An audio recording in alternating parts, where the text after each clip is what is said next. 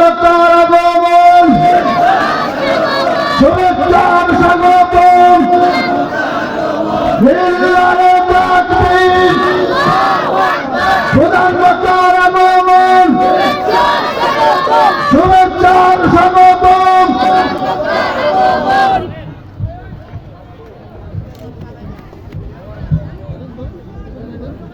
নারায়ে তাকবীর।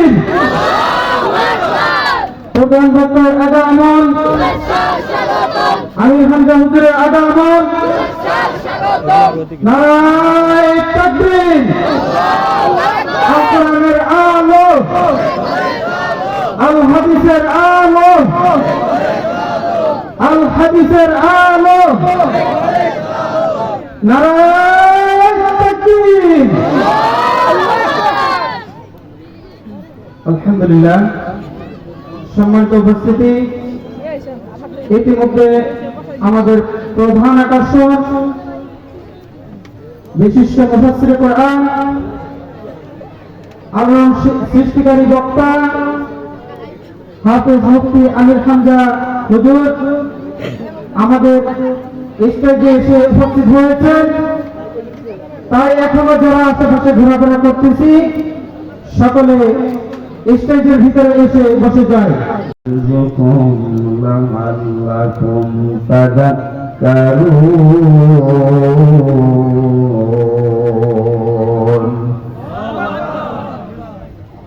صدقت يا ربنا. عن ابي هريره رضي الله تعالى عنه قال قال النبي صلى الله عليه وسلم الجهاد في سبيل الله فإنه باب من أبواب الجنة إلى آخر الحديث. رواه ابن ماجه. وما زادهم إلا إيمانا وتسليما. اللهم صل على محمد وآله وصحبه وبارك وسلم. الحمدلله. মাইকের আওয়াজ যাদের কানে যাচ্ছে, এই যে রাস্তাঘাটে যারা দাঁড়িয়ে গল্প করছে, আপনি কথা বলেছেন, যারা যেখানে দাঁড়িয়ে আছেন গল্প করছেন, অন্তত ঘন্টা খানিক সময় একটু বসেন। আপনাদের জন্য যে বিশাল আয়োজন, এত বড় আমজাম দিল, আপনারা হরিরামপুর মানে তো বেশি হিন্দু না, এই জন্য মানুষ হয়। তারপরেও যারা দাঁড়িয়ে আছেন, এই যে এইগুলো তো আর ওইগুলো না, এই ওখানে দাঁড়িয়ে আছেন কেন?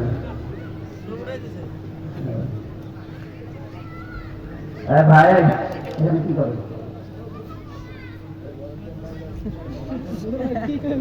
দেখে মোবাইলটা দিয়ে যাও।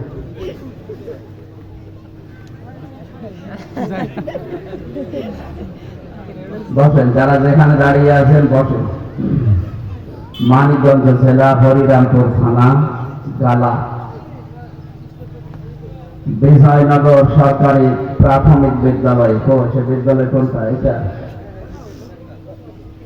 জামে মসজিদের উদ্যোগে 13তম বাৎসরিক তাফসীরুল কোরআন মাহফিল। শব্দটা লিখেছে তাফসীরুল কোরআন মাহফিল। আমরা এই আদলের কথা বলবো ইনশাআল্লাহ। সম্মানিত সভাপতি জনাব জাহিদুল ইসলাম দামাত বারকাতুহুল আলিয়া, আছে জাহিদুল ইসলাম। বিশেষ বক্তা হাফেজ কারি মাহফুজুর রহমান, মাওলানা হোসেন মাহফুজ, আলহাজ মাওলানা রমজান আলী।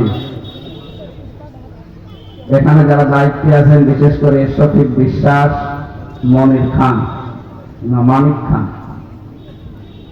সম্মানিত ওলামায়ে কেরাম, সামনে বসা মুসলমান ভাইরা, পর্দার আড়ালের সম্মানিত মা এবং বোনেরা, প্রাণপ্রিয় মানিকগঞ্জবাসী, আল্লাহর দরবারে নতশিরে শুকরিয়া আদায় করছি। মানুষ এখানে কম, কোনো অসুবিধা নেই। জান্নাত যাবে যারা, যারা সংখ্যায় কমই থাকে। জান্নাতের সংখ্যা বেশি, কিন্তু মানুষ থাকবে কম।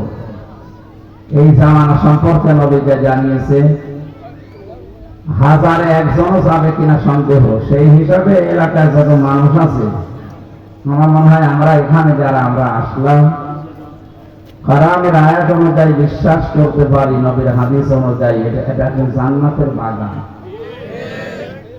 জান্নাতের বাগানে তো কোনো জাহান্নামী মানুষকে আল্লাহ আসতে দেবেন, দেবে?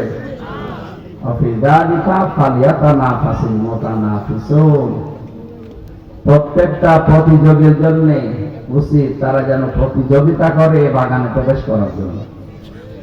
আজকের এই বাগানে যারা প্রতিযোগী হয়ে এসেছি আমরা, হাজার লক্ষ মানুষ এই আসনের ভেতরে আছে। হরিরামপুর, সিংগাইর, আর একটা থানা আছে না কি জানো, শিবালয়, এই তিনটা মিলে নাকি এটা আসন।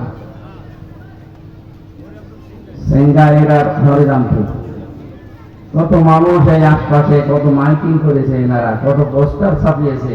সবাইকে আল্লাহ আসার সুযোগ দেয়নি, কারণ বিভিন্ন কাজে তাদেরকে হয়তো আটক করে রেখেছি। আমাদের সব কাজ বাদ দিয়ে আল্লাহ যে নিয়ে আসলি, বলেন আলহামদুলিল্লাহ। হরিরামপুর এই শব্দটা নিয়েও রাজনীতি হচ্ছে এবং সামনেও হতে পারে। আমাদের প্রতিবেশী নামে কলঙ্ক যারা, ওই ভারত, এই শব্দটা নিয়েই তো এতদিন পর্যন্ত রাজনীতি করে এসেছে, ফায়দা লুটেছে। ওরা সারা বিশ্বের মানুষকে এতদিন জানিয়েছে যে বাংলাদেশের সংখ্যালঘু নির্যাতন হয়। এটা যে রাহা মিথ্যা কথা। গতকালকে এক হিন্দু নেতা, আপনারা নাম জানেন, গোবিন্দ পরমাণু, এটা ওপেন ঘোষণা দিয়েছে বাংলাদেশে যারা ইসলামপন্থী আছে, বিশেষ করে জামাত ইসলামী, হেফাজতে ইসলামী এবং আলেম ওলামা, এদের দ্বারা এদেশের হিন্দুদের উপরে কোনো নির্যাতন জুলুম হয়নি। বিশেষ করে এই 54 বছরে ইসলামপন্থীদের দ্বারা কোনো মন্দির ভেঙে মসজিদ বানানো হয়েছে, এই নজির বাংলাদেশে নেই। কিন্তু যারা ধ্বজাধারী মানবতা, বিশেষ করে যারা সংখ্যালঘু নির্যাতন হয় বাংলাদেশে, এই বলি ওড়ায়, তাদের দেশে এখন সবচেয়ে বেশি নির্যাতন হচ্ছে সংখ্যালঘু। ওই দেশে যেহেতু হিন্দু বেশি, বাকি অন্যান্য জাতির লোক কম আছে, তারা মুসলমানদের মসজিদ গুলো ভেঙে এখন মন্দির বানাচ্ছে। গতকালকে একটা মসজিদ ভেঙেছে। তারা খ্রিস্টান মেয়েদেরকে রাস্তায় উলঙ্গ করে হাঁটিয়েছে। এগুলোকে আমি বানালাম? এগুলো আমাদের চোখের সামনে হয়ে যাবে। পৃথিবীর মানবতার দুশমন দুইটা জাতি, আল্লাহর ঘোষণা, লাতাজিদান্না আশাদ্দান নাস আদাওয়াতান লিল্লাযিনা আমানুল ইয়াহুদা ওয়াল্লাযিনা আশরাকু। আল্লাহ বলেন, মানুষের ভেতরে দুইটা জাতিকে আপনি জঘন্যতম শত্রু হিসাবে দেখতে পাবেন, একটা ইহুদি আর একটা মুশরিক। যেহেতু ইন্ডিয়াতে খ্রিস্টান মেয়েদেরকে উলঙ্গ করে যারা হাঁটাতে পারে, আর মুসলমানদের কলিজায় আগুন দিয়েছে মসজিদ ভেঙ্গে, সুতরাং এরা যে মানবতার শত্রু, এ আর জিজ্ঞাসা করার অবকাশ নেই। তাম দুনিয়ায় যারাই আমরা আছি, 4,500 জাতির মানুষ আমরা আছি। এই মানবতার শত্রু এই ইহুদি এবং মুশরিকদের বিরুদ্ধে ঐক্যবদ্ধ হওয়া দরকার আমাদের সবাইকে। এটা রেকর্ড হচ্ছে তো, এই জন্য বললাম। তাম দুনিয়াকে আমরা আহ্বান জানাবো, বিশেষ করে মুসলমান 200 কোটির উপরে যারা মানবতার শত্রু, যারা আল্লাহর ঘর মসজিদ ধোয়া তুলে ভেঙে দিতে পারে। ধোয়া তুলেছে যে এখানে 1000 বছর আগে এখানে নাকি মন্দির ছিল, বলেন নাউযুবিল্লাহ। ঢাকাতে যে শামীবাগে ইসকন মন্দির আছে, বাংলার 96% মুসলমান, এরা যদি এখন বলে যে না এখানে 500 বছর আগে মসজিদ ছিল, ভেঙে ফেলি, কেমন লাগবে আপনার? আপনার কাছে মন্দির যেমন, আমার কাছে মসজিদ তার চাইতে দামি। এই কথা বলে না কেন? সুতরাং ধর্মীয় অনুষ্ঠানগুলো যেখানে পালন হয়, প্রত্যেকটা ধর্মে কোনোদিন খারাপ কথা শেখায় না। সুতরাং উগ্রতা যাদের ভেতরে আছে, এরা ধর্মের দোহাই দেয়, আসলে এরা অধর্ম পালন করে। এই পৃথিবীর শত্রু হিসাবে যারা পরিগণিত 6 জনের তালিকা আছে, আপনি ইন্টারনেটে সার্চ দেন, সার্চ দিলে আপনি 6 জনের নাম পাবেন, তার ভেতরে মোদির নাম আছে। এটা মানবতার শত্রু। যিনি পালিয়েছেন ওনার নাম আছে। নাম নাই নাই নিলাম। অনেকে দেখছি এখন আমাদের চট্টগ্রাম নিয়ে নেওয়ার জন্য এই যে একটা মলম সাংবাদিক আছে, নাম জানো? ময়ূখ রঞ্জন। আমার মনে হয় এর জন্মে যে আল্লাহ কিভাবে উল্টাপাল্টা করে লাগিয়েছি, এর জন্ম ঠিক। জন্ম ঠিক থাকলে এত মিথ্যা কথা বলে কি এই কথা বলে না?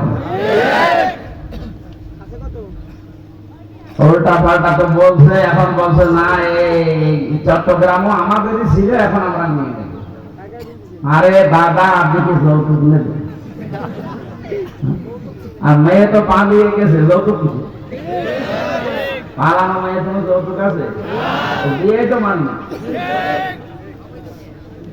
আর বিয়ে হবেও না, কারণ যার সাথে গেছে ও দাদা তো ফুল হাতা, আর আমরা কি হাফ হাতা। তো ফুল হাতার সাথে হাফ হাতা যায়, এটা তো আমি বানালাম না। কোরআনে কারিমের সূরা বাকারা 221 নম্বর আয়াতে বলেন না, ওয়ালা তুনকিহুল মুশরিকিনা হাত্তা ইউমিনু, যতক্ষণ মুশরিক পুরুষ মুমিন না হবে কোন মুমিনা নারীর জন্য তাকে বিয়ে করা জায়েজ নেই। এখন দাদা যতদিন পর্যন্ত মুসলমান না হবে ওর সাথে আমাদের মেয়ে যাই হোক অন্তত হাসি তো, তার স্বভাব খারাপ, মিথ্যা কথা একটু বলে, অসুবিধা নেই, কিন্তু হাসি তো কথা বলে না কেন? একটা হাসির সাথে আপনি এরকম দাদা কোনোদিন খাপ খাবে? আর দাদার যে বয়স এখন যদি মুসলমানি করানো লাগে, ও সাঁতা গোয়া থেকে কেটে মারবে আল্লাহ। তাছাড়া ও দাদা আপনি কাঁদবেন কোথা থেকে? যেখানে কাঁদবেন বেরিয়ে যাবে। এই জন্য আমরা চাই অন্তত মেয়ে যখন পালিয়ে গেছে, বিয়ে আমরা মানি না, আমাদের ধর্মেও বিয়ে যায়নি। যদি 15.5 বছর ওরা ছড়িয়েছে আমাদের স্বামী স্ত্রীর সম্পর্ক, এই কারণে আমি বললাম, না তো বলতাম না। আপনারা নিজেরাই যখন বলতেন যে স্বামী স্ত্রীর সম্পর্ক, সেখানে তো আমরা মেলাতে পারছি না আমাদের ধর্মের নিয়ম নীতি অনুযায়ী। যৌতুকের তো প্রশ্নই আসে না, দেওয়াও জায়েজ নেই, নেওয়াও জায়েজ। যৌতুক দেওয়া জায়েজ আছে, নেওয়া? তাহলে আপনারা চাচ্ছেন কোন কারণে? কি চান? চট্টগ্রাম নিয়ে নেবেন আপনাদের ব্যবসার কারণে, যে ঘুরে আসা লাগে, এখানে নিতে কাছাকাছি হবে। চট্টগ্রাম নেবেন, আমাদেরও লোক ঠিক করা আছে, 6টা 7 সিস্টার সব কিন্তু উল্টা পাল্টা হয়ে যাবে। সেদিন 2 টাকা ধরতেছে, 12 টাকা হারাবে। এই কথা বলছে না কেন? এর পান শুধু গরুর গোবর খাওয়া আর সোনা খাওয়া, এই নিয়ম নীতি নিয়ে চললে হবে না। সুতরাং আল্লাহ রাব্বুল আলামিন আমাদেরকে যে দেশটা উপহার দিয়েছে, বিশেষ করে দ্বিতীয় স্বাধীনতার পরে মানুষের ভেতরে যে উদ্দীপনা, উন্মাদনা, উদ্দীপনা, কি বললাম? মুসলমানদের ভেতরে উন্মাদনা থাকা জায়েজ নেই, আমাদের ভেতরে উদ্দীপনা আছে। শব্দ দুইটা কাছাকাছি, উন্মাদনা উদ্দীপনা, কিন্তু আকাশ পাতাল পার্থক্য। মুসলমানের ভেতরে আপনাদের মতো উন্মাদনা নেই, এর অঞ্চলের মতো উন্মাদনা আমরা চলি না, আমরা চলি উদ্দীপনা নিয়ে। কারণ আমাদের জীবনটা আমানত, এ দিয়ে দেওয়ার যদি প্রয়োজন হয় মানবতার জন্য, ইসলামের জন্য, আল্লাহর জন্য দেবে। সুতরাং এই দেশের 1 ইঞ্চি মাটি না, হাফ ইঞ্চি যদি কেউ নেওয়ার জন্য চেষ্টা চালান, 18 কোটি মানুষের যদি কিছু হয়, 36 কোটি মানুষ নিয়ে মরবে। এখানে সব হিন্দু না, সম্মানিত হিন্দু ভাই এবং বোনেরা আশপাশে যারা আছেন, আপনাদেরকে কাজে লাগিয়ে ওরা রাজনৈতিক ফায়দা এতদিন লোটার চেষ্টা চালিয়েছে। এখন আপনাদের যারা ধর্মীয় নেতা বলেন, গোবিন্দ পরামানিক, শুভঙ্কর রঞ্জন সরকার, এরকম বহু নেতা এই দেশে আছে যারা এখন নিজেরা স্বীকার করছে এই দেশে আমরা সবচাইতে বেশি নির্যাতনের শিকার হয়েছি এই 15.5 বছরে যারা দায়িত্বে ছিল এদের হাতে। কারণ ওরা আপনাদের জাতি ভাই, আপনি আমার ফাঁসি চাই, আমি মেজর ডালিম বলছে, বইগুলো পড়েন, ওনাদের বাবার ইতিহাস আপনাদের সাথে মিলে যায়। আপনাদের জাতি ভাই হিসাবে আপনাদের এতদিন অত্যাচার চালিয়েছে। যাদেরকে শত্রু মনে করেন, আমরা কোনদিন আপনাদের মন্দির ভেঙে মসজিদ বানানোর কল্পনাও করি না। কারণ আমরা জানি দেশে যা আছে, এখানে যেটা আছে এদেশে বৈধভাবে যে জন্ম নিয়েছে সে এদেশের বৈধ একজন গর্বিত নাগরিক। বাংলাদেশে যদি মসজিদ পাহারা দেওয়া না লাগে, মন্দির পাহারা দেওয়া লাগবে কোন কারণে? কোনো কারণে। এই জন্য আপনারা নিরাপদে থাকবেন। যদি ইসলামটা এসে যায় আরো নিরাপত্তা পাবে, কারণ ইসলামের চাইতে নিরাপত্তা দেওয়ার ধর্ম 4,500 ধর্মের ভেতরে আমি একটাও পাইনি। আল্লাহ রাব্বুল আলামিন হরিরামপুর নাম দেখে এই কথাটা বললাম, না আমি বলতাম না। অন্য ধর্মের যারা আছেন তারা বিভ্রান্তিতে থাকবেন না। আপনাদেরকে আমরা গ্যারান্টি দিতে পারি এই 54 বছরে ইসলাম পন্থীদের দ্বারা আপনাদের এক চুলও ক্ষতি হয়নি। আর যদি ইসলাম সঠিকভাবে দেশে কায়েম হয়ে যায় এক চুল ক্ষতিও হবে না ইনশাআল্লাহ। সুতরাং কোরআনে কারিম যারা এই মুহূর্তে শুনতে আসলাম, সব কাজ কর্ম বাদ দিয়ে জবান খুলে একটু শুকরিয়া আদায় করি আলহামদুলিল্লাহ। দরুদ আর সালাম করছি আমাদের নবী মুহাম্মদুর রাসূলুল্লাহ সাল্লাল্লাহু আলাইহি ওয়াসাল্লামের প্রতি। তাফসীরুল কোরআন মাহফিল লিখেছেন, যদিও তাফসীর করার যে যোগ্যতাগুলো দরকার সব আমার ভেতরে নেই। আমি বড় আশা নিয়ে আপনাদের দোয়া নিয়ে বসেছি, আল্লাহ যেন কিছু হেদায়েতমূলক কথা বের করে দেন। এটা যেহেতু গ্রাম অঞ্চল, এটা তো আর সিটি শহর না, এটা বিভাগীয় শহর না, এটা জেলা উপজেলা শহর, এটা গ্রাম অঞ্চল, ইউনিয়ন ইউনিয়ন শহর। আমরা এই গ্রাম অঞ্চলে যেভাবে আল্লাহ রাব্বুল আলামিন কোরআনের কথা সার্বজনীন দিয়েছেন, আমরা ওইভাবে আপনাদেরকে শোনাতে চাচ্ছি। আমার মা বোনেরা যারা রাস্তাঘাটে দাঁড়িয়ে আছে, আমার মনে হয় এখানে না দাঁড়িয়ে আপনাদের নির্ধারিত জায়গায় যান। পর্দা একটা ফরজ বিষয়, শয়তান তো আর বসে নেই। যেখানে যারা মেয়েরা আছেন রাস্তাঘাটে না থেকে আপনাদের নির্ধারিত জায়গা যদি থাকে আশপাশে কোনো বাড়িতে, আশা করি সেখানে চলে যাবে। সূরা নাহাল 90 নম্বর আয়াতটা পড়েছি। 3টা আদেশ আছে আয়াতে আল্লাহ, 3টা নিষেধ আছে। আদেশ কয়টা বলেন বলেন? নিষেধ কয়টা? এই 3টা আদেশ আর 3টা নিষেধ আমাদের জন্য ফরজ, নামাজের মতো ফরজ। এই ফরজ মনে করে বাংলাদেশে আমরা অনেকে পালন করি না এই 6টা বিষয়। এই জন্য আমাদের দেশটা এখনো শান্ত হয়নি। আমরা একটা একটা করে দেখি, যদি সত্যি মিলাতে পারি এ দেশটা মিনি জান্নাত হয়ে যাবে ইনশাআল্লাহ। সূরা নাহাল আমরা তেলাওয়াত করেছি, শুদ্ধ আমরা অর্থ বলবো, এরপরে ঐতিহাসিক প্রেক্ষাপট যেটা আছে শানে নজরুল, এরপরে ব্যাখ্যা দেব, আর বাড়ি যাওয়ার সময় মূল শিক্ষা নিয়ে বাড়ি যাব ইনশাআল্লাহ। যতটুকু সময় আমরা বলি অসুবিধা নেই। আমি 5 মিনিট বলবো, 5 মিনিটে সামারাইজ করে ফেলবো। 1 ঘন্টা বললে 1 ঘন্টার ভেতরে ব্যাখ্যা দেব। শুনবেন না আপনারা? সূরা নাহালের ভেতরে আল্লাহ জানিয়েছেন, ইন্নাল্লাহা অবশ্যই আমি আল্লাহ ইয়া'মুরু, তিনি তোমাদেরকে আদেশ দিচ্ছেন বিল আদলি, ন্যায় বিচারের। শব্দটা শুনলেই বোঝা যাচ্ছে যে এর ভেতরে কিছু আছে। আল্লাহ ন্যায় বিচারের আদেশ আমাদেরকে দিচ্ছেন। ওয়াল ইহসান, ভালো ব্যবহার করার আদেশ দিচ্ছেন। নিকট আত্মীয় স্বজনের হক আদায় করার কথা আল্লাহ নির্দেশ দিচ্ছেন। আল্লাহ বলেন 3টা নির্দেশ দেওয়ার পরে আমি নিষেধ করছি আরো 3টা। ওয়ায়ানহা আনিল ফাহশাই ওয়াল মুনকারি ওয়াল বাগি, 1 নম্বরে কোনো মন্দ কাজ দুনিয়াতে করা যাবে না। 2 নম্বরে অশ্লীলতা ছড়ানো যাবে না। 3 নম্বরে সীমা লঙ্ঘন করা যাবে না। 3টা আদেশ 3টা নিষেধ করার পরে আল্লাহ এবার জানিয়েছেন, ইয়াইযুকুম, এই ওয়াজগুলো কিন্তু আল্লাহ নিজে তোমাদের উপরে করলেন। তাহলে আমি শুধু অ্যাডভার্টাইজ করছি।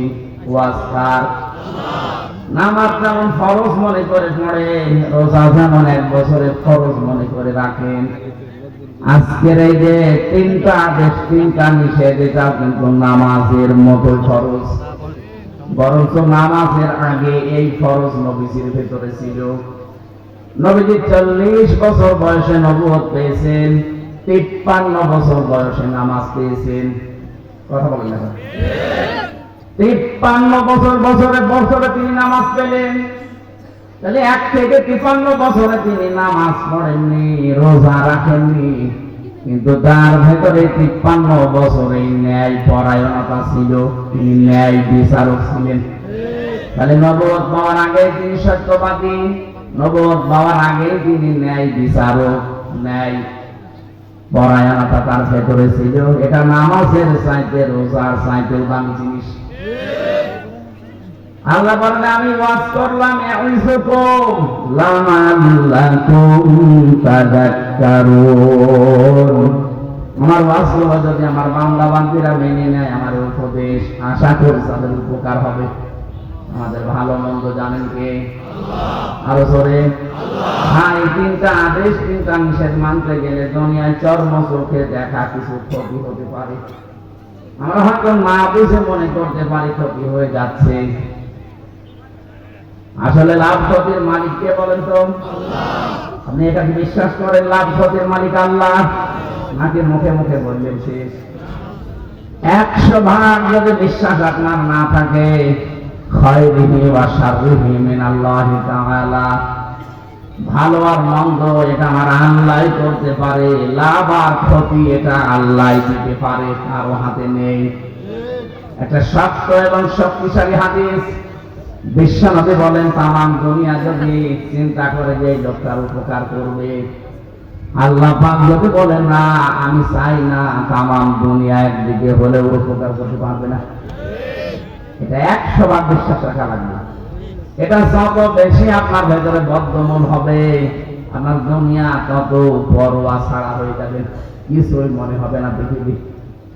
তামাম দুনিয়ার মানুষ যদি চায় যে লোকটার ক্ষতি করে দেবে, আল্লাহ পাক যদি বলেন না আমি এটা চাই না, তামাম দুনিয়া এক হয়ে গেলেও পারবে না। কথা বুঝতেছেন? এজন্য লাভ আর ক্ষতির মালিক সে, আমরা শুধু আল্লাহকে বলি না, বিশ্বাস করি, তাও মনে প্রাণে বিশ্বাস করি। এজন্য আমাদের 6টা বিষয় মানতে গেলে লাভ হবে ক্ষতি হবে, ওদিকে তাকানোর দরকার নেই, মানা লাগে এইটাই। কথা বলেন না? এক লোক গরু নিয়ে গেছে বাজারে, গরু বিক্রি না করে চলে আসতেছে, সন্ধ্যা লেগে গেছে, ডাকাত ধরে বলছে গরু বিক্রি করেননি, বলছে বাবা যে দাম পাইনি তাই বিক্রি না করে চলে আসলাম।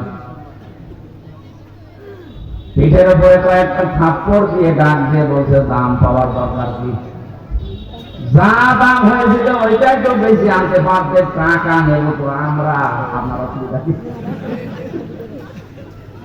আপনি দাম পাবেন না পাবেন ওইটার জন্য বিক্রি করলেন না, টাকা তো আমরা নেব এই জন্য বসে আছি। আপনার দামের দরকার কি? আপনি তো বিক্রি করে দিয়ে চলে আসবেন, আমরা বসে আছি, আমাদের নিয়ে বাড়ি চলে যাবেন। এটা 6টা বিষয় আল্লাহ আমাদেরকে জানালেন। আপনি যদি সত্যি লাভ আর ক্ষতির মালিক আল্লাহকে মনে করেন, যদি দেখেন যে না এই 6টা মানতে গেলে আমার অনেক লস হয়ে যাচ্ছে, তারপরও আপনার কিছু মনে হবে না, কারণ লাভ ক্ষতির মালিক কে?